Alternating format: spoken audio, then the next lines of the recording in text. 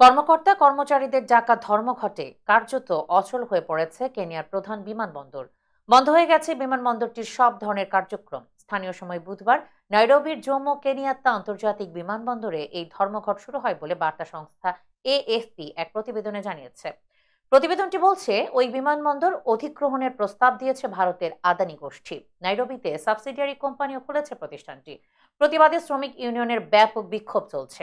এরই ধারাবাহিকতায় ধর্মঘট শুরু হয়েছে। একটি সূত্র এএফপিকে জানিয়েছে, বুধবার ভোর থেকে সেখানে ধর্মঘট পালন শুরু করায় বিমানবন্দরটির কার্যক্রম কার্যত অচল হয়ে পড়ে। কর্তৃপক্ষ একটি বিবৃতি প্রস্তুত করছে। কেনিয়ার এভিয়েশন ওয়ার্কার্স ইউনিয়ন সামাজিক যোগাযোগ মাধ্যম এক্সে দেওয়া এক বার্তায় নিশ্চিত করেছে তাদের ধর্মঘট মধ্যরাতে শুরু হয়েছে।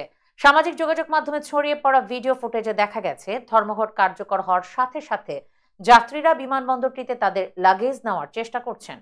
রয়টার্সের প্রতিবেদনে বলা হয়েছে, শ্রমিক ইউনিয়ন দাবি করছে আদানির সঙ্গে চুক্তির ফলে চাকরি হারাতে হবে অনেক কেনীয় শ্রমিককে।